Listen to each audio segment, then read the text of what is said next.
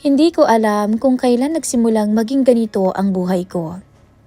At kung paano ako nahumaling sa driver na pinsan pa ng asawa ko. Dati, simple lang ang buhay namin. Masaya pa. Ako at si Junie. Kahit hindi siya perpektong asawa, ramdam ko naman na mahal niya ako. Pero habang tumatagal ang pagsasama namin, para bang unti-unti siyang lumalayo. Kahit na nasa iisang bubong lang kami. Magandang araw po, Miss Love, at sa lahat po ng nakikinig sa channel nyo. Gusto ko lamang pong i-share ang kwento ng aking buhay at pag-ibig dito po sa inyong programa. Ako nga po pala si Sheila, 29 anyos pa lamang, at 2 taon pa lang kaming kasal ni Junie. Mas matanda siya sa akin ng 9 na taon. Morena akong babae, pero matangkad. Maiksi ang buhok na may kulay blonde. Medyo maarte ako sa katawan, kaya naman alagang-alaga ko ang sarili ko. Para na rin kay Junie. Gusto ko ay hindi siya magsawa sa akin. Gusto ko palagi akong maganda sa paningin niya. Pero mukhang nagkamali ako. Dahil sa sobrang busy niya sa trabaho niya, unti-unting nawalan ng kulay ang pagsasama namin. Aalis ako bukas. May meeting ako sa Batangas. Sabi niya isang umaga. Nasa kama ako noon. Nakatingin lang sa kanya. Gaano katagal? 2 days lang, babalik din ako kaagad. Tumango lang ako. Kahit alam ko sa sarili kong hindi lang yun ang dahilan kung bakit lagi siyang wala. Kasi kahit nandito naman siya, parang wala rin akong kasama. Pagkaalis niya noon, bumalot agad ang katahimikan sa bahay. At doon ko lalong naramdaman ang bigat. Kinabukasan, maaga akong nagising kahit walang dahilan. Siguro nasanay na lang ako na may inaasikaso kahit wala naman. Habang nagkakape ako sa may kusina, may narinig akong sasakyan sa labas. Si Jose, ang driver namin ni Junie, at pinsan din niya. Good morning, Mama. Bati niya nang pumasok ako sa garahe. Good morning din, Jose. Sagot ko na pilit ng umiti. Tahimik lamang na lalaki si Jose. Hindi ito madaldal at hindi rin pakialamero. Kahit magpinsan sila ng asawa ko, limitado ang bawat galaw niya sa bahay. Alam niya kung hanggang saan lamang siya. Mapagkakatiwalaan siya. Yun ang madalas sasabihin ni Junie tungkol sa kanya. Baka may pupuntahan po kayo ngayon? Tanong niya. Wala naman, baka mamaya na lang. Tumango siya. Sige ho. Simple lang naman ang usapan namin. Pero habang tumatagal napapansin ko siya na siya ang madalas kong kausap sa araw-araw. Lumipas pa nga ang ilang araw na wala si Junie. At sa mga araw na yon, si Jose ang naging kasama ko. Hindi man kami nag-uusap ng madalas, sapat na yung presensya niya para hindi ko maramdaman na mag-isa ko. Isang hapon, bigla kong napatanong. Siya nga pala, Jose. Matagal ka na bang driver ni Junie? Tanong ko. Saglit siyang natahimik bago sumagot. Mga 7 taon na rin siguro. Anya. Matagal na rin pala, no? Oo, mula nung umalis yung driver niya noon, ako nang pumalit. Ganun ba? May asawa ka na hindi ba? Napatingin siya sa rearview mirror. Nagtagpo ang mga mata namin saglit bago siya umiwas. Oo, meron na. Pero nasa probinsya. Maikling sagot niya. Sorry kung marami akong tanong. Curious lang. Ngayon lang rin kasi tayo nakakapag-usap ng ganito eh. Okay lang po, ma'am. Sabi niya. Tahimik ulit pagkatapos nun, pero may kakaibang pakiramdam na naiwan. Para bang may gusto pa akong itanong na hindi ko alam kung ano. Dumating yung araw na umuwi si Junie. Pero imbis na sumaya ako, parang wala lang. Pagod na pagod siya nung dumating siya at agad siyang dumiretso sa kwarto tapos natulog. Hindi man lang ako kinumusta o nakipagkwentuhan man lang. Wala na yung dati, yung lambingan, yung halik kapag dumarating siya.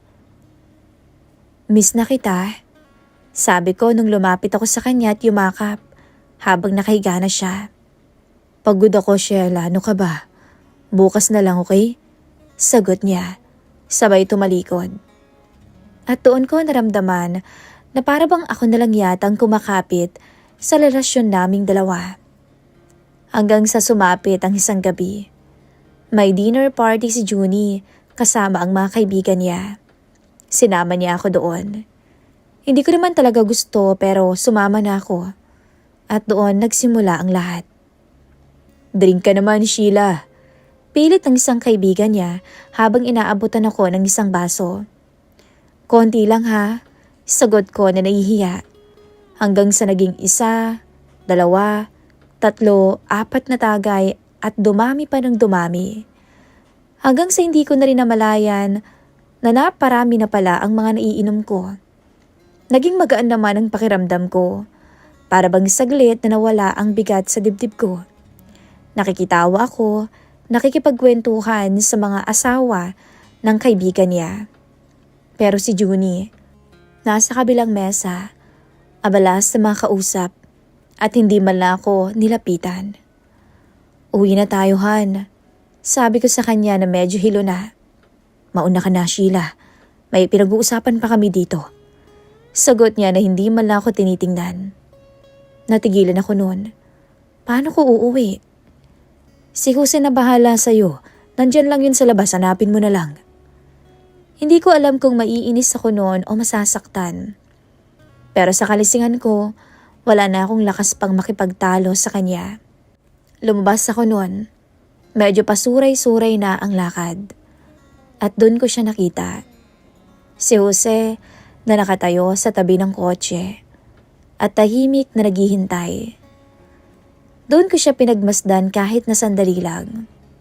Actually, mas gwapo pa nga si Jose kumpara sa asawa ko. Mas maganda pa nga ang katawan.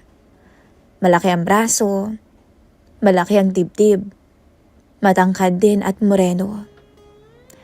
"Ma'am, okay lang kayo?" Tanong niya habang lumalapit. Uwi na tayo." Sagot ko na halos pabulong. Binuksan niya ang pinto para sa akin. Dahan-dahan naman akong sumakay. Sumunod siya sa driver's seat, tsaka pinaandar na ang sasakyan. Tahimik lang ang naging biyahe, pero sa loob ko magulo. "Jose?" Tawag ko habang nakasandal ako sa upuan. "Yes, ma'am." "Sa tingin mo, mali ba ako?" Hindi siya agad sumagot. "Mali saan?" Tanong niya na para bang naguguluhan. Sa pakiramdam na para bang hindi na ako mahal ng asawa ko. Saglit na katahimikan ang namayani. "Hindi ko po alam, ma'am." Maingat yung sagot. "Pero hindi po kayong mali kung nasasaktan na kayo." Napapikit ako. Ang sakit eh. Hindi ko na napigilan noon at may luha ng pumatak sa mga mata ko. Huminto ang sasakyan sa gilid. "Ma'am, sandali lang ho. Ihinto ko muna." Sabi niya. Narinig ko ang pagbukas ng pinto at lumipat siya sa likod. "Okay lang po ba kayo?" Tanong niya nang mas malapit na. Minulat ko ang mga mata ko at nakita ko siya. Malapit na malapit. Nakayuko at nakatingin sa akin. At mga sandaling yun, Miss Love, hindi ko po alam kung bakit. Sa panlalabo ng paningin ko, ibang muka ang nasa isip ko. Ang muka ng asawa ko. "Junie?" Mahina ko pang bulong noon. Pero hindi siya kumibo. Hindi ko na maalala ang mga sumunod na eksena ng malinaw.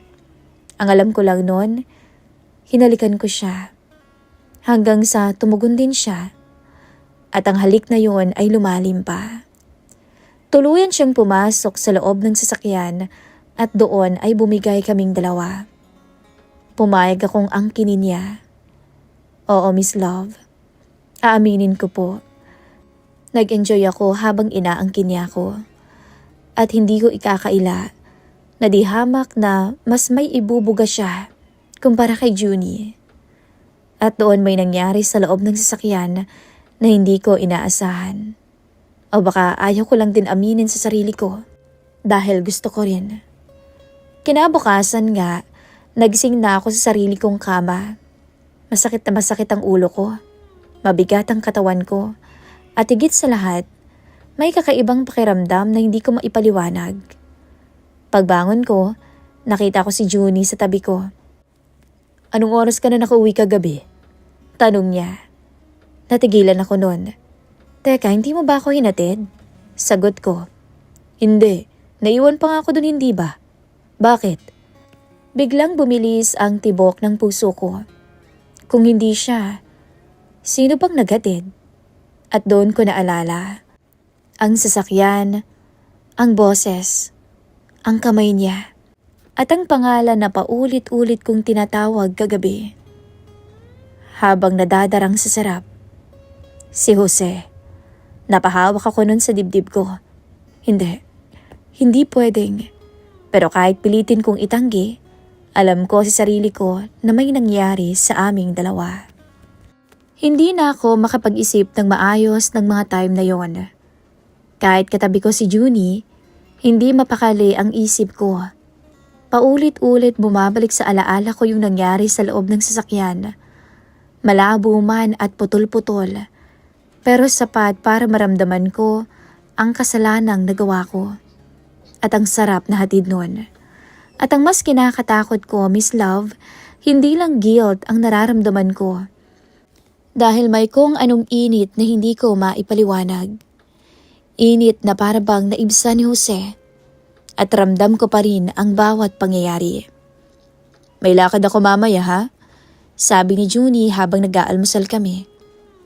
Saan?" Tanong ko na hindi makatingin sa kanya. "May meeting. Iatid ka na lang ni Jose kung may pupuntahan ka." Napatigil ako sandali. "Ganun ba? Sige." Hindi ko alam kung bakit biglang bumilis ang tibok ng puso ko nang marinig ko ang pangalan ni Jose. Simula kagabi, hindi ko pa siya nakikita. Hindi ko alam kung anong sasabihin ko o kung dapat ko ba siyang kausapin. Pero isang bagay ang malinaw, hindi ko siya makalimutan. "Ma'am, alis na po tayo." Boses niya mula sa labas ng pinto. Paalis kasi ako noon dahil may pupuntahan ako. Napapikit ako sandali bago lumabas. Pagkakita ko sa kanya, parang may kung anong kumurot sa dibdib ko.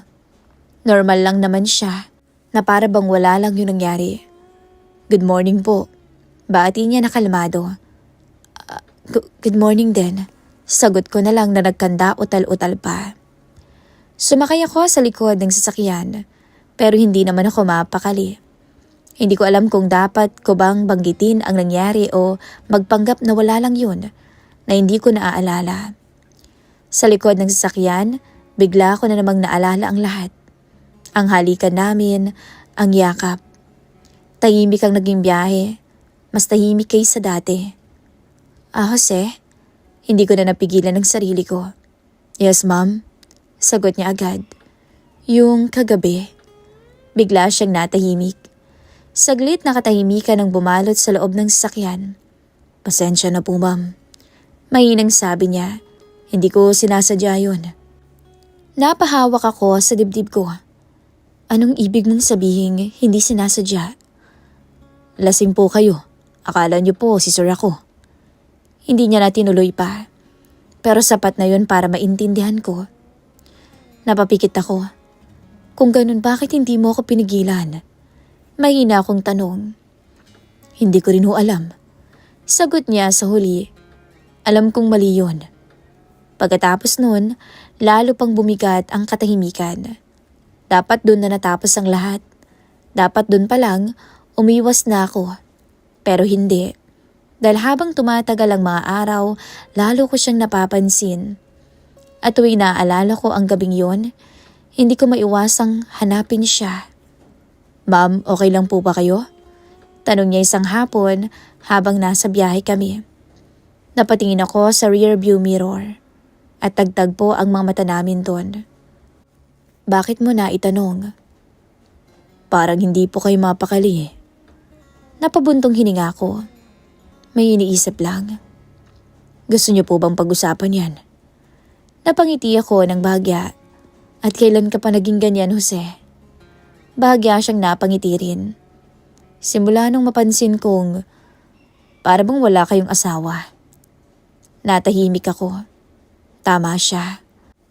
Jose, mahina akong tawag sa kanya. Po, masama ba akong tao?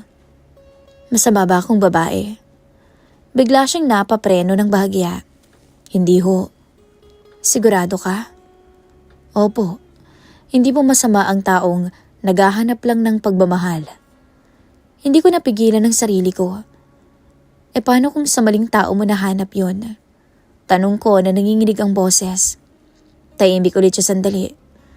Hindi ko po alam kung mali. Pero alam ko pong totoo. Napapikit ako noon at doon ko naramdaman unti-unti na akong nahuhulog. Lumipas ang ilang araw na pilit kong nilalabanan ng sarili ko. Iniiwasan ko siya. Hindi na muna ako lumalabas. Pero kahit anong gawin ko, siya pa rin talaga ang nasa isip ko. Hanggang sa isang gabing wala na naman si Junie. Tahimik ang bahay na parang walang buhay. Hindi ko kinaya noon. Kaya naman tinawagan ko siya. Jose, mahina akong sabi nang sagutin niya. Ma'am, may kailangan po ba kayo? Pwede bang pumunta ka dito? Saglit pa siyang natahimik. Ma'am, gabi na po. Alam ko. Pero, please. Ilang minuto lang, narinig ko na siya. Bumilis ang tibok ng puso ko. Hindi ko alam kung tama pa ba to. Pero hindi ko na kayang umatras pa. Pagbukas ko ng pinto, nandun siya. Nakatingin lang sa akin. Okay ka lang ba? Tanong niya. Hindi ako agad sumagot. Tinitigan ko lamang siya. Jose, mahina akong tawag. Hindi ko na kaya. Ang alin ho?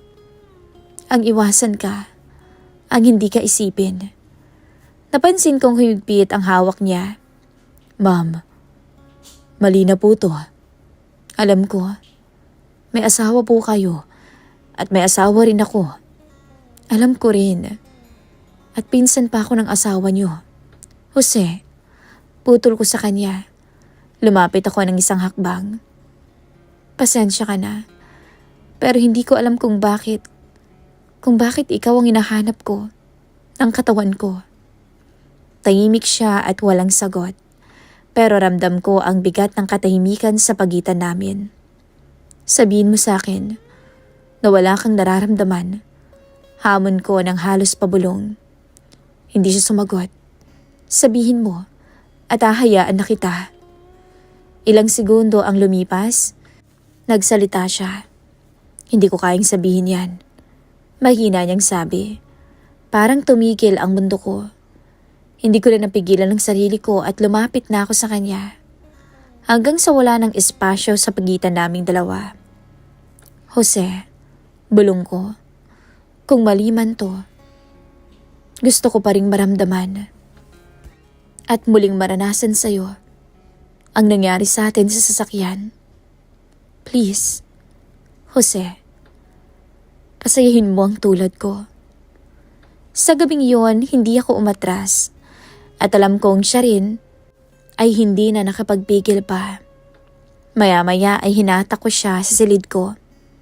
At doon, muling nagtagpo ang mga labi namin. Sa isang iglap, pareho na kaming walang kahit na ano sa sarili.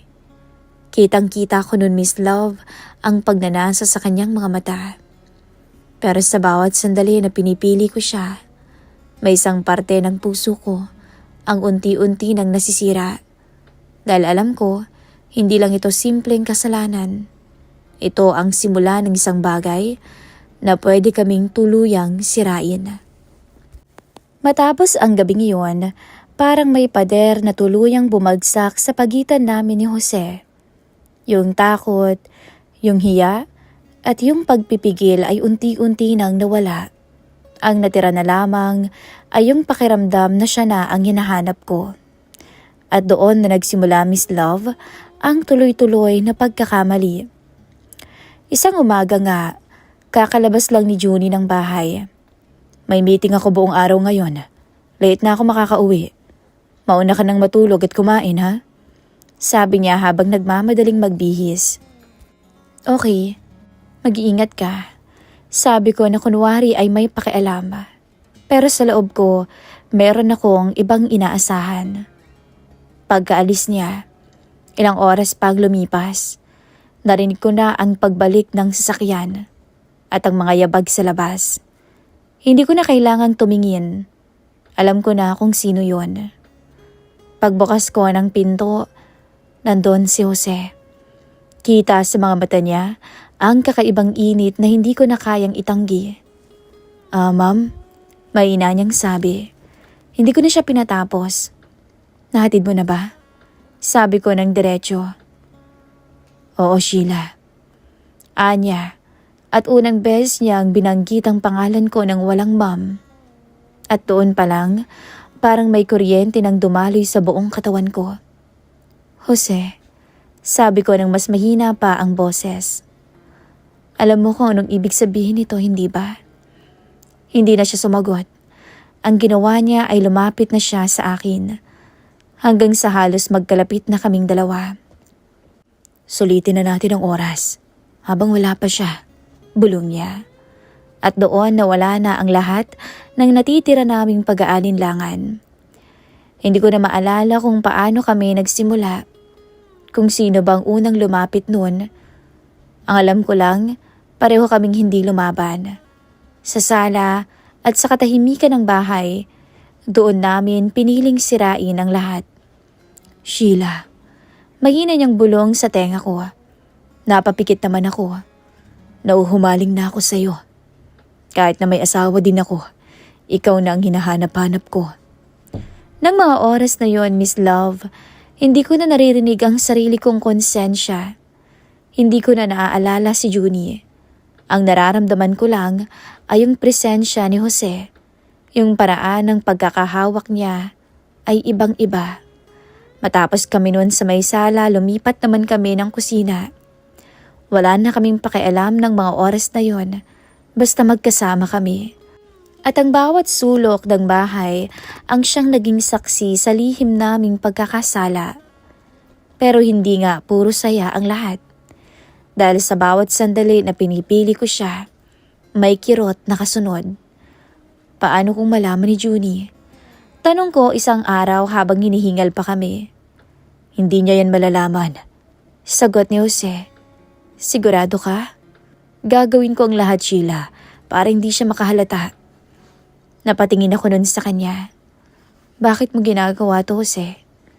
Hindi siya agad sumagot. Hanggang sa tumingin siya ng diretso sa mga mata ko. Dahil sa'yo. Dahil gusto ko rin yung nangyayari sa ating dalawa. Parehas tayong nakikinabang doon. Parang tumigil ang mundo ko. Hindi ka lang basta pagkakamali sa akin, Sheila.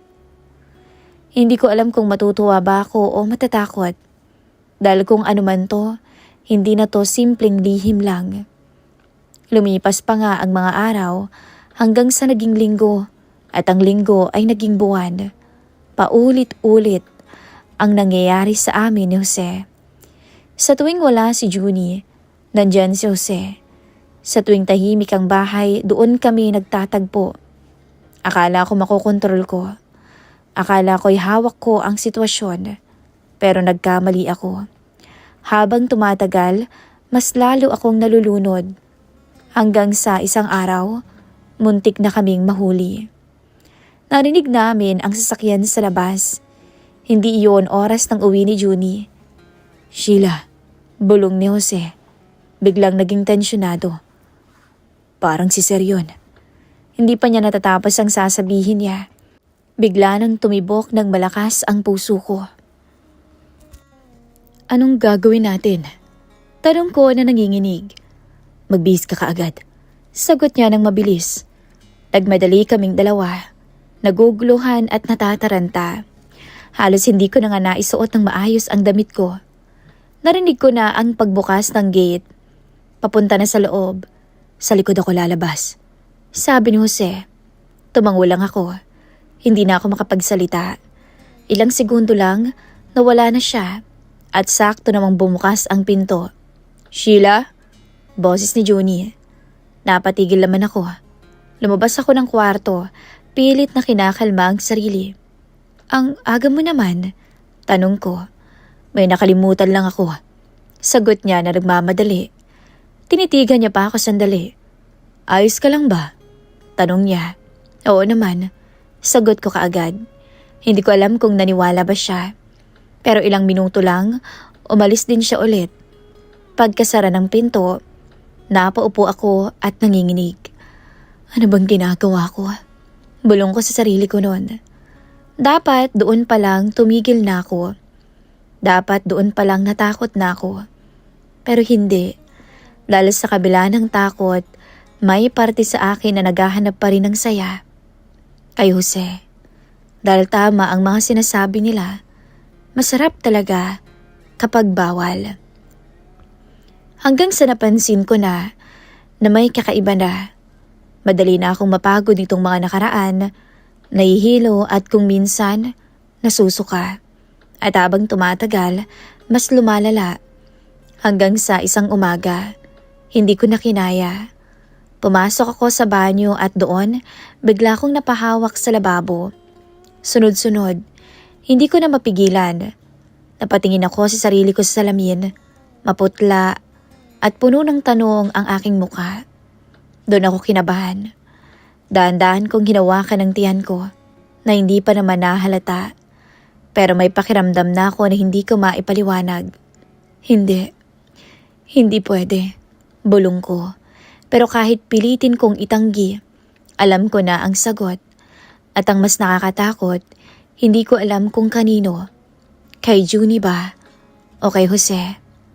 Napapikit ako, Miss Love, at doon ko tuluyang naramdaman ang takot. Habang nakatitig ako sa sarili ko sa salamin, hawak ang test na hindi ko na kailangang tingnan pa ng paulit-ulit. Alam ko na. Ito na yon. Buntis ako. At kasabay ng balitang yun, ang pinakamabigat na tanong sa buhay ko. Kanino naman? Jose, kailangan kitang makausap. Halos pabulong ang boses ko sa telepono. Nanginginig ako. Hindi ko alam kung sa takot ba o sa bigat ng sitwasyon. Nasaan ka ba? Tanong ko. Inutusan ako ng asawa mo. Pero pauwi na ako. Pamunta na ako dyan, hintayin mo na lang ako. Ilang minuto nga lang, dumating na siya. Pagbukas ko ng pinto, hindi na ako nagpaligoy-ligoy pa. Buntis ako. Parang tumigil ang mundo sa pagitan namin. Hindi siya agad nakapagsalita. Nakatingin lang siya sa akin, parang pinoproseso ang lahat. Sigurado ka? Tanong niya sa huli. Tumango ako. Sabay pakita ng pregnancy test. Napahawak siya sa ulo niya. Sheila. Hindi ko alam kung anong mararamdaman ko sa tono niya noon. Takot, gulat o pagsisisi. Anong gagawin natin ngayon? Tanong ko na halos maiyak na. Tumingin siya sa akin ng malalim. Alam mo kung kanino yan? Tanong niya. Napapikit ako. Tinatanong pa ba yan? Mas lamang ang sayo, syempre. Sabi ko. Doon kami natahimik. Pareho naming alam ang ibig sabihin noon at pareho naming alam kung gaano kabigat yun. Pwede naman na. Panimula niya pero hindi niya tinuloy. Pwede na ano? Tanong ko. Napahinga siya ng malalim. Pwede naman nating sabihin sa asawa mo na sa kanya yan. Napatingin ako sa kanya at parang hindi makapaniwala. Ganun lang? Parang wala lang sayo? Hindi naman sa ganun lang. Pero isipin mo, hindi ba't may nangyari sa inyo nun? Nung dumating dito yung mga kaibigan niya. Di ba lasing siya nun? Anya, napaisip ako nun. Tama ka. May gabing ganun nga ang nangyari. Pero malinaw sa amin na mas madalas pa rin may mangyari sa aming dalawa. Hindi siya magtataka kung sakaling mabuntis ka. Dugtong pa ni Jose. At hindi rin masisira ang pamilya ninyo. Pero paano ka? Tanong ko naman ng mahina. Paano yung anak natin kung sakaling sa'yo? Hindi ko na tinapos. Tumahimik siya. Kung akin man yan. Sabi niya sa huli, di kakayanin ko. Napaluha ako. Paano mo kakayanin? Basta, wag mo nang isipin yun. Kung gusto mo, mas pipiliin kong lumayo kaysa masira ang lahat. Sheila, tandaan mo. Parehas tayong may pamilya. Mas makakabuti kung ganun ang gawin natin. Parang may kung anong bumagsak sa dibdib ko noon, Miss Love. Ganun na lang yon, sabi ko. Sheila, mahina niyang tawag sa pangalan ko. Hindi natin pwedeng isipin ang mga sarili natin ngayon. Natahimik ako. Masakit oo, pero yun ang totoo. May asawa ako, may asawa ka. Dugtong niya. At kahit anong mangyari, mali na to simula pa lang. Tumango ako. Alam ko, Jose. Pero mahal kita. Hindi ko napigilang sabihin. Napapikit siya. Huwag mo nang dagdagan, Sheila. Doon ko naramdaman, Miss Love, na yun na ang dulo para sa aming dalawa. Sabihin mo sa asawa mo. Sabihin mo kay Junie na anak niya yan. Magpakatatag ka. Sabi pa nito. Tahimik akong tumango at sa mga sandaling yon tinanggap ko na ang desisyon. Kinagabihan dumating si Junie. Tahimik lang ako habang naghahapunan kami. Hindi ko alam kung paano sisimulan. May problema ba? Parang ang tahimik mo yata ngayon. Pagpansin niya. May sasabihin ako. Sagot ko. Napatigil siya sa pagkain. Ano yun? Huminga ako ng malalim. Buntis ako. Ilang segundo ang lumipas. Inihanda ako ng sarili ko sa galit niya, sa tanong niya. Pero wala. Akala ko magagalit siya. Dahil ayaw niya pang magkaanak kaming dalawa. Pero nagkamali ako. Talaga? Tanong niya na parang hindi makapaniwala. Tumango ako. Oo. Hindi na ako gumagamit ng pills nung may mangyari sa ating dalawa. At sa hindi ko inaasahan, ngumiti siya noon, Miss Love. Sigurado ka ba? Buntis ka? Tanong niya ulit na may saya sa boses. Oo. Bigla siyang tumayo, lumapit sa akin at niyakap ako. Salamat. Napatigil pa ako. Ano?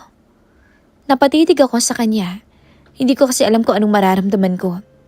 'Di ba dati, ayaw mo pa? Kaya pinagtitake mo ako ng pills? Tanong ko. Napangiti naman siya. Iba na ngayon. Sagot niya. Siguro kasi ready na ako. May edad na rin naman ako. Parang may kung anong kumurot sa puso ko. At simula nun, Miss Love, nagbago siya. Mas maaga na siyang umuwi. Naging mas maalaga siya. At naramdaman ko na siya bilang asawa ko. Uminom ka ng vitamins mo, ha? Paalala niya palagi. Kumain ka na ba? Magpahinga ka muna. Mga bagay na matagal ko nang hinihintay sa kanya na ngayon ko lang naramdaman. Ngayon ko lang naranasan. At sa bawat araw na pinapakita niya yon, mas lalo naman akong kinakain ng konsensya ko. Minsan napapahawak ako sa tiyan ko at napapatanong ako sa sarili ko. Tama ba to? Tama ba na magsinungaling ako? Tama ba na hinayaan kong paniwalaan niya ang isang bagay na hindi naman ako sigurado? Pero sa tuwing nakikita ko siyang masaya, sa tuwing nararamdaman ko ang pag-aalaga niya, hindi ko magawang sirain yun. At si Jose, unti-unti rin siyang lumayo. Mas tahimik na siya ngayon, profesional, parang bumalik yun dati. Pero alam ko na hindi na kami babalik pa sa dati. Isang beses, nagtagpo ang mga mata namin sa rearview mirror. Walang nagsasalita sa amin pero ramdam ko ang bigat. At doon ko naintindihan, may mga bagay talagang kailangan mong iwan kahit mahal mo pa. Ngayon, Miss Love, habang hinihintay ko ang pagdating ng anak ko, ng batang to, isang tanong ang paulit-ulit na sumasagi sa isip ko. Tama po ba ang ginawa ko? Na pinili kong manatili? Pinili kong magsinungaling sa asawa ko para sa kapayapaan ng lahat? Pero sa bawat tibok naman ng puso ko, alam kong may katotohanang nakatago. At baka balang araw, pwede itong maningil. Pero sa ngayon, ito ang pinili ko at kailangan kong panindigan. Tama naman siguro ang ginawa ko, hindi ba? Hanggang dito na lamang po ang aking kwento. Nagmamahal, Sheila.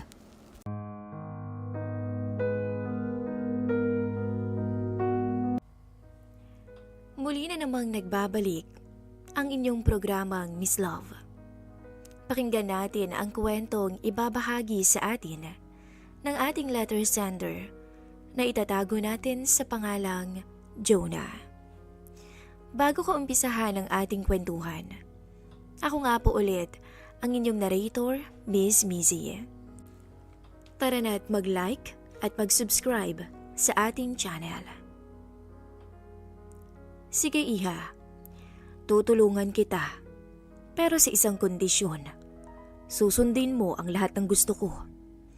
Iyan ang paulit-ulit kong naririnig magpasa hanggang ngayon. Kapalit ng buhay ng aking asawa ay ang aking dignidad bilang babae. Kung kayo ang nasa kalagayan ko, iisipin mo pa ba ang iyong sarili kung ang asawa mo ay nakaratay na sa ospital? Isang magandang araw po sa inyong lahat. Nais ko lang pong ibahagi ang masalimuot na kwento ng aking buhay. Ang bigat-bigat na kasi sa dibdib na halos hindi ko na makayanan pa. Isang sikreto na hindi ko kayang aminin sa asawa ko, magpasa hanggang ngayon. Tawagin niyo na lamang po ako sa pangalang Jonah. Hindi ko tunay na pangalan. 29 years old at nakapag-asawa ng maaga. 17 pa lang yata ako nang una akong mabuntis sa aking panganay. At kasalukuyan namang 18 ang edad ng aking asawa noon. Laki ako sa hirap, kung kaya't masasabi kong sobrang hirap at unfair ng buhay. Pero hindi ko akalain na may mas titindi pa pala sa hirap ko noon nang magkaroon ako ng sariling pamilya. Si Mateo na asawa ko ay masipag, mabait at maaalalahanin na ama sa aming 5 anak. Tama ho, 5 na ang anak naming 2 ni Mateo dahil sa naging sunod-sunod ang aking pagbubuntis noon. Ewan ko ba kasi, mahirap na nga ang buhay ay nagawa pa naming magkaroon ng maraming anak. Heto ngayon tuloy kami, isang kahig isang tuka. Pero kahit nawala pa kami sa hustong edad noon at wala pa sa isip ang pinasok naming responsibilidad, ay hindi kailanman naging pabaya si Mateo. Sa edad niyang 18 noon, ay marami itong pinasukan na trabaho. Maibigay lamang ang aking pangangailangan nung ako'y nagbubuntis. Wala akong masasabi kay Mateo. Hanggang sa naging trabahador nga siya ng pamilya Villanueva. Mabait din ang matandang si Sir Berting. Hindi madamot kapag kailangan namin ng pera. Nakakautang naman kami sa kanya. May mga anak ito na lahat naman ay nasa ibang bansa na. Ilang taon na ring biyudo ang matanda. Mahirap ang buhay. Alam namin yun. Kayod kalabaw na nga ang ginagawa ng aking asawa para lang may mauwi siyang pera namin sa pang-araw-araw ay hindi pa rin sumasapat. Kahit pa magkandakuba na siya at tugot pawis na ang binibigay sa malawak na palayan ng amo nitong si Sir Berting, ay halos hindi pa rin sumasapat iyon para sa gastusin naming pamilya. Naiintindihan ko naman yun, kaya nga hindi na rin ako nagrereklamo pa sa kanya. Hindi naman ako yung tipo ng asawa na bungangera kapag walang pera, dahil palagi kong iniintindi ang aking mister. Si Sir Berting ay isang matandang biyudo at masasabi kong isa sa mayaman na negosyante sa aming bayan. Minsan ko lamang itong makita. Kadalasan ay nakikita ko itong nakasakay sa kanyang pick-up truck habang bumabiyahe patungo sa kanyang palayan. Minsan ay nagkakatinginan naman kaming dalawa. Kasi minsan ay hinahatiran ko ang aking asawa ng baon. Nagtatanguan lamang naman kami ng matanda kapag nagtatama ang aming mga mata. Sa edad kong 29, ay payat ako. Sexy kumbaga, hindi naman kasi mataba, hindi rin naman sobrang payat. Pero nabiyayaan naman ako kung sa dibdib lamang ang pag-uusapan. Bagay na lagi kong tinatago sa suot kong maluluwag na t-shirt. Ngunit hindi pala yon nakalampas sa matandang byudo.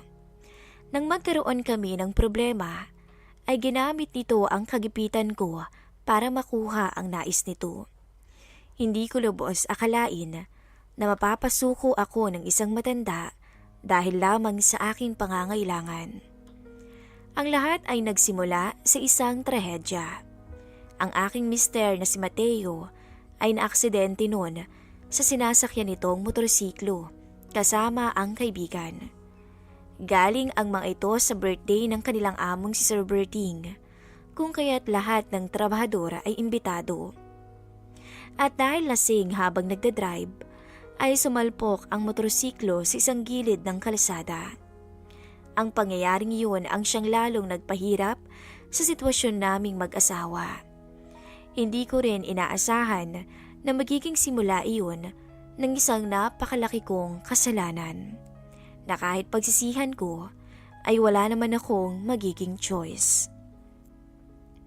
Sa gitna ng paghihirap at pangangailangan na mapagamot ang aking asawa, isang mapait na alok ang dumating sa isang taong akala ko'y tutulungan ako ng buong puso. At dahil sa aking pagkadesperada at takot na mawala ng maaga sa buhay namin si Mateo, dahil siya lang naman ang inaasahan namin ng aking mga anak, ay nakagawa ako ng isang kasalanan. Isang pagtataksil na hindi ko akalaing magagawa ko sa tanang buhay naming mag-asawa. Sariwang-sariwa pa sa akin ang alaala ng mga nangyari noon. Ang kapitbahay kong si Aling Dolores ang nagsabi sa akin na aksidente si Mateo. Dali-dali akong pumunta sa pinakamalapit na ospital sa aming bayan. Nang makita ko ang aking mister na nakaratay sa puting higaan sa loob ng silid at may benda sa kanyang mga paa at ulo, ay napatakip ako ng bibig upang pigilan ang aking pag-iyak. Talagang gumuho ang aking mundo nang makita ko siyang nakahiga roon at walang malay. Wala akong ibang maisip kundi ang aming mga anak. Paano na sila kung mawawala si Mateo? Paano na kami? Ang sabi ng doktora ay kailangan daw operahan ang aking asawa at nangangailangan nito ng malaking halaga. Nang marinig ko ang operasyon, ay alam kong sa puntong yun, malaki-laking gastusin ang aming gagawin upang mailigtas lamang si Mateo. Subalit paano? Saan naman ako kukuha ng malaking halaga ng pera, gayong mahirap lang kami? Ni isang kusing nga, ay wala naman kaming ipon ng aking asawa. Ang trabaho ni Mateo sa palayan ay sapat lang na pantusto sa pagkain at gastusin namin araw-araw. Minsan nga ay kulang pa ang kinikita niya para sa amin at sa 5 anak namin. Hindi ko alam kung saan nga ba ako hihingi ng tulong ng mga oras na iyon. Ang nagawa ko na lamang ay pumunta sa isang maliit na chapel ng ospital at nanalangin sa Diyos na sana'y tulungan niya ako sa problemang kinakaharap ko, na sana'y may dumating na himala sa amin. Ngunit ang realidad ay napakalupit talaga dahil kailangan ko talagang gumawa ng paraan. Walang magagawa ang pag-iyak ko ng mga oras na iyon. Habang naglalakad ako palayo sa chapel, ay bigla kong naalala ang amo ng aking asawang si Sir Berting. Siya lang ang may sapat na kakayahan at pera para tulungan kami. Siguro naman, sa tagal na ng asawa kong nagtatrabaho sa kanila, ay tutulungan kami nito. Naglakas loob akong pumunta sa kanyang bahay. Nang makapunta ako doon, ay agad akong pumasok sa may gate nila. Talagang namangha ako nang makita ko ang tinitirhan nito. Ang kanyang bahay ay malaki at marangya. Ibang-iba sa aming bahay. Gate pa lang nila ay parang hindi ko na kaya ang halaga.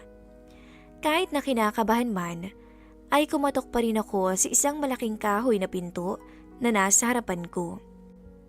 Isang matandang babae ang nagbukas nito, kung kaya't bigla akong nahiya. Nagtanong ito kung ano ang aking pakay, kung kaya't sinabi ko naman at pagkatapos ng ilang minuto ay pinapasok naman niya ako sa loob. Doon ko nakita si Kaberting na seryosong nanunood ng telebisyon. Sir Roberto, tunay niyang pangalan, may naghahanap po sa inyo. Wika ng matanda. Mukhang isa to sa asawa ng mga trabahante ninyo. Lumingon ang matandang biyudo at agad na pinatay ang telebisyon na nasa harapan. Napalunok ako ng mariin nang malamig akong tiningnan ni Kaberting. Napakunot ang noon nito na para bang inaalala kung saan niya nga ba ako nakita. Hindi ko namalayan na nawala na pala ang matandang babae sa silid, kung kaya't agad naman akong pinaupo ni Sir Berting sa harapan niya. Nagawi ka, iha? Tanong agad nito sa akin. Pasensya na ho kayo, Sir Berting. Manghingi lang po sana ako ng kahit konting tulong. Si Mateo po kasi, na aksidente nung papauwi siya. Wika ako dito. Ikinuwento ko sa kanya ang nangyari kay Mateo, ang aming kalagayan at ang pangangailangan namin ng tulong pinansyal para sa kanyang operasyon. Tahimik naman niya akong pinakinggan habang napapatango lamang. Nang matapos akong magsalita, ay nakatitig lamang siya sa akin. Sobrang tagal nun, kung kaya't bigla akong nailang. Para bang tumatagos ang mga titig niya. Ganun ba? Ano bang nais mong mangyari? Gusto mo ba na sagutin ko muna ang gasto sa ospital? Napahawak pa si Berting sa kanyang baba at nagsalita. O sige, iha, wala namang problema. Tutulungan kita. Pagkasabi niya ng mga katagang yun, ay para akong nabunutan ng tinik sa dibdib. Ngunit nawala rin ang ngiti ko nang may sumunod pa pala itong sinabi. Tutulungan ko kayo ng asawa mo, ngunit may kapalit, iha. Para akong binuhusan ng malamig na tubig ng mga oras na iyon. Bigla akong naistatwa sa aking kinauupuan. Hindi ko alam kung anong sasabihin at gagawin. Alam ko ang ugali ng mayayaman. Hindi ito basta-basta tutulong hanggat walang kapalit, hanggat hindi sila magbebenepisyo. Tuso ang matanda. Ngunit ano naman ang gusto nito sa akin? Ano ang gusto nitong kapalit? Ano po bang gusto niyo, sir? Gagawin ko naman po ang lahat para tulungan niyo lamang kami. Tinatagan ko ang aking loob habang nakatingin ng seryoso sa biyudo. Kita ko ang pagngisi niya na umabot pa sa kanyang mga mata. Ikaw sana ang gusto kong kapalit, iha. Nanlaki ang aking mga mata nung mga sandaling yun. Para akong sinaksak ng napakaraming patalim dahil sa sinabi ng matanda sa akin. Napakunot ang aking noo. Ako ho? Ano naman ho ang gusto nyo? At paano hong ako? Hindi ko ho kasi kayo maintindihan, Sir Berting. Ako po yung gusto nyo? Paano? Utal-utal kong tanong sa matanda. Dahan-dahang tumango si Sir Berting, tsaka tinitigan lamang ako ng malagkit. Tama. Ikaw ang gusto kong kapalit, Jonah. Palagayahin mo lang ako at tutulungan ko ang asawa mo. Hindi naman siguro bago sa'yo na isa akong biyudo. Ilang taon na rin simula nung huli akong may makasamang babae. Sa totoo lang, iha, maraming babae dyan. Ngunit nandito ka na. Sa tingin mo ba, ang hinihiram mong pera sa akin ay mapapalitan mo agad? Ninyo, ng asawa mo. Hindi naman, di ba? Kaya pabor sa'yo ang hinihingi kong kapalit para maging amanos tayong dalawa. Dahil parehas tayong makikinabang. Ikaw sa pera ko at ako sa katawan mo. Hindi ako makapaniwala sa sinabi niya. Agad akong napailing dahil doon. Hindi naman ho yata tama yun. May asawa po ako, alam niyo naman yun, diba? Ayaw kong pagtaksilan si Mateo at may mga anak kami. Naiiyak ko pang sabi sa matanda. Tinaasan lamang ako nito ng kilay. Hindi ba't gusto mo ng tulong? Alangan namang walang kapalit yun. Nasa ospital ang asawa mo at kailangan nyo ng malaking pera para sa operasyon, hindi ba? Sabi niya at humagod ang tingin sa akin. Kinuyom ko ang aking kamao dahil sa sobrang galit na namumuo sa aking dibdib. Napakatuso niya. Hindi naman sana nandidiri ako. Pero ang asawa ko lamang kasi ang siyang naging lalaki sa buhay ko. At parang di ko yata kaya na ipagkaloob ang aking sarili lalo na't sa matanda pa. Hindi ko matanggap ng mga oras na yun na basta-basta na lamang niyang pagsasamantalahan ang aking kahinaan porket mahirap lang kami at desperado. Mariin ako napailing. Sa mga oras na yun ay talagang tutol ako sa gusto niya. Hindi ko gagawin yan. Ibang pakay ko rito, Sir Berting. Hindi po ako isang bayarang babae, alam niyo yan. Mariin ang pagkasasabi ko noon, bagay na gusto kong ipaintindi sana sa kanya. Pilit kong pinapanatili ang aking dignidad, kahit mahirap lang kami, ako ay malinis pa rin. Rinig na rinig ko ang pagtawa ng byudo sa loob ng sala. Talaga ba? Sige nga iha, sagutin mo ang tanong ko sa iyo. Paano mo mababayaran ang bill ng asawa mo? Paano kayo ng mga anak mo? Sa pagkakaalam ko, 5 ang anak ninyo ni Mateo, tama? Hahayaan mo na lang ba silang magutom? Jonah, pag-isipan mo yan ng mabuti. Bigla akong natahimik at nag-isip ng malalim. May punto ang matanda. Paano nga naman ang mga anak namin ni Mateo? Alam kong gutom na ang mga ito ngayon. Hindi ko man lamang sila naiwanan ng pera at pagkain dahil nagmamadali akong pumunta sa ospital. Mas mahalaga pa ba ang dignidad ko kesa sa asawa at anak ko? Mapapakain ba ng dignidad ang aking mga anak? Hindi. Kaya may punto ang matanda. Huminga ako ng malalim at mariing pumikit. Sige ho, pero kailan to matatapos? Seryosong tanong ko sa kanya. Hanggang sa gumaling ang asawa mo. Hanggang sa makabalik siya sa trabaho rito sa palayan. Kahit hindi mo na ako bayaran, basta't gagawin mo ang gusto ko. Para akong pinagsakluban ng langit at lupa ng mga oras na iyon. Hindi ko talaga alam kung ano ang magiging reaksyon ko. Sobrang desperado na ako at ayokong mawala ang asawa ko sa akin. Ang idea nga haplusin niya ang katawan ko. Hahalikan ng labi ko ay sobrang nakakapandiri. Ngunit nang maisip ko ang mukha ng aking mga anak na nagugutom, ang siyang pumipigil sa akin na wag nang tumanggi. Dahan-dahan akong tumango sa kanya. Sige po, gagawin ko ang lahat. Basta tulungan niyo lang po kami, Sir Berting. Noong gabi na ngayon, nagsimula ang aming kasunduan. Tinupad ko yun. Gabi-gabi akong pumupunta sa kanilang bahay at bago pa ang pagsikat ng araw ay umuuwi naman ako sa aming bahay upang asikasuhin naman ang aking mga anak at magpahinga. Minsan naman ay sa kubo sa bukid kami nagkikita.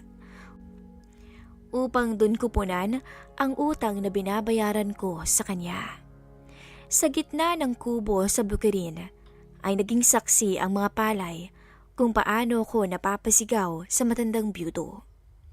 Lumipas pa ang mga araw. Naging matagumpay ang operasyon ni Mateo kung kaya't nakahangos ako ng maluwag. Pagkahapon ay binibisita ko siya sa ospital at laking tuwa ko dahil paunti-unti na siyang gumagaling. Walang kamalay-malay ang aking asawa sa mga pinaggagawa ko.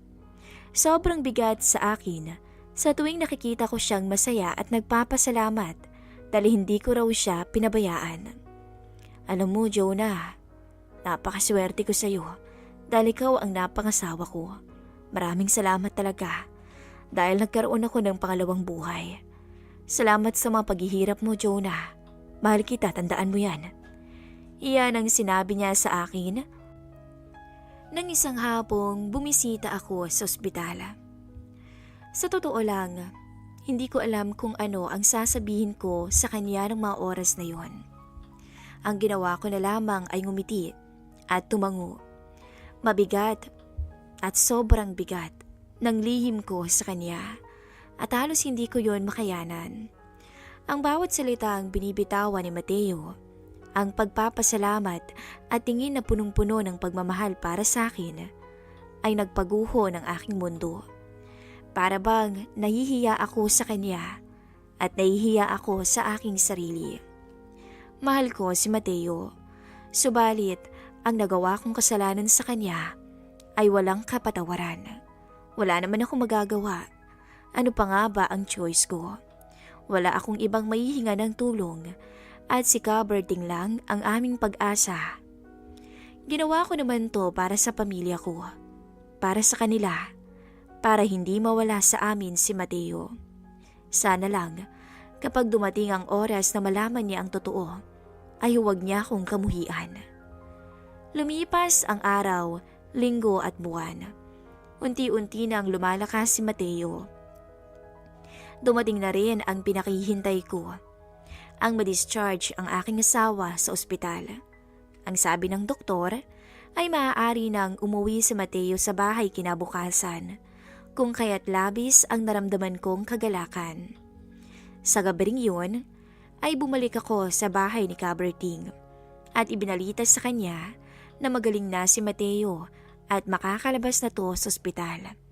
As usual, may nangyari ulit sa amin ng matanda at ayoko mang aminin, ngunit magkaiba sila ng asawa ko.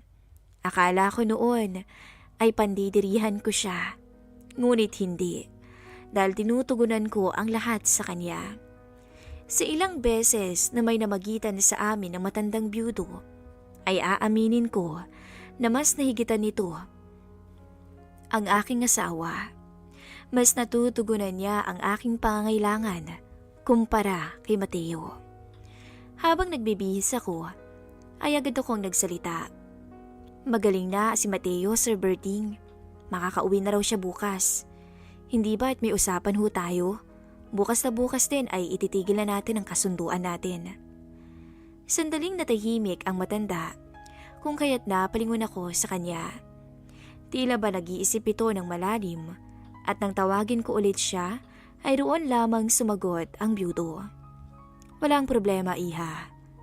Wika nito at kita ko ang biglang paglungkot ng mga mata niya. Gumiti ako dito. Salamat sa tulong niyo, Sir Berting. Kahit na alam kong may kapalit, salamat pa rin. Tumango lamang ito sa akin. Hanggang sa makaalis ako sa bahay ng matanda, ay nanatili lamang itong walang imik, bagay na hindi ko na inintindi. Isang gabi, habang nakahiga kami ni Mateo, ay hindi ko mapigilan na hindi maiyak sa harapan niya. Hindi ko alam kung bakit biglang bumuhos ang aking luha. Siguro dahil ilang araw na rin akong hindi makatulog dahil sa konsensyang bumabalot sa akin sa tuwing nakikita ko siya. Ang alam nito ay tinulungan kami ni Sir Berting, kung kaya tuwang-tuwa si Mateo. Malaki raw ang pasasalamat niya sa matanda kapag naging maayos na raw ang kalagayan niya at handa na siyang magtrabaho, ay babalik agad siya. Napansin ni Mateo ang luha sa aking pisngi, kung kaya't agad niya akong tinanong. Umiiyak ka ba, Jonah? May problema ba? Tanong nito. Hindi ako sumagot. Umiling lamang ako sa kanya. Hindi ko kayang sabihin ang katotohanan kung bakit naoperahan siya. Hindi ko rin kayang sirain ang aking masayang pamilya. Ngunit ang konsensya naman na nararamdaman ko gabi-gabi ay ang paulit-ulit na bumabagabag sa akin. Hindi ko na kayang itago ang lihim ko sa kanya. Ano nga bang aking gagawin? Jonah, sabihin mo nga sa akin ano bang nangyayari sa'yo?